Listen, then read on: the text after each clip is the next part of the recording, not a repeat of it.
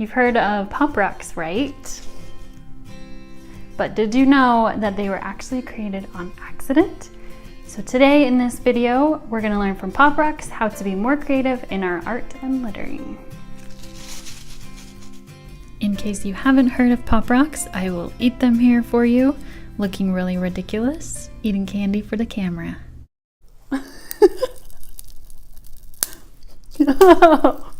It's watermelon.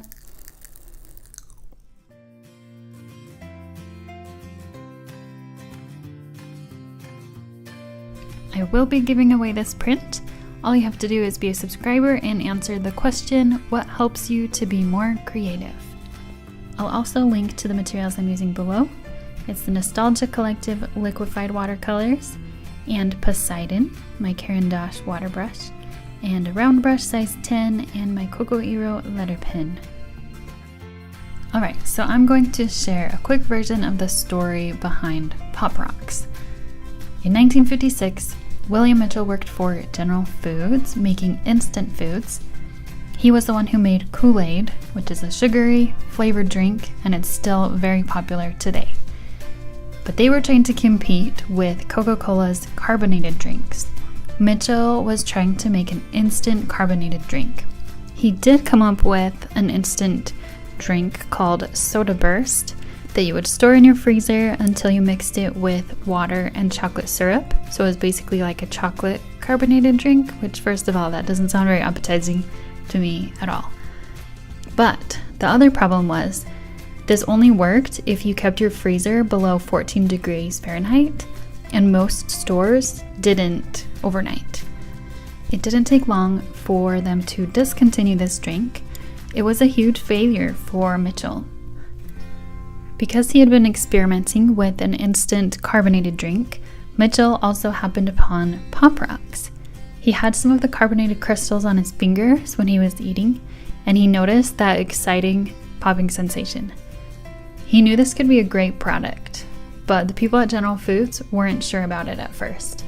They didn't start selling Pop Rocks until 1975, almost 20 years later.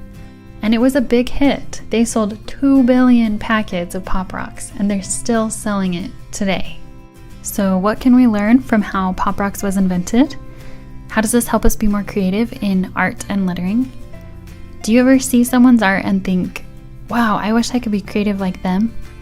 Well, guess what? You can. You may create something that they hadn't even thought of. Now, I have 3 specific ways we can apply this to our creativity. First, ask more questions. When we're curious about how things work, it may give us more ideas. Why does someone's letters look like that? Why did they add that certain element? Is there another element I could add? What happens if I blend certain colors? Is this piece done? Does it seem like a failure? Is there something else I can do with it? Realize that there is no right or wrong answer to these questions either. It's your creativity. Try answering your questions in different ways. Second, notice common problems and try to solve them.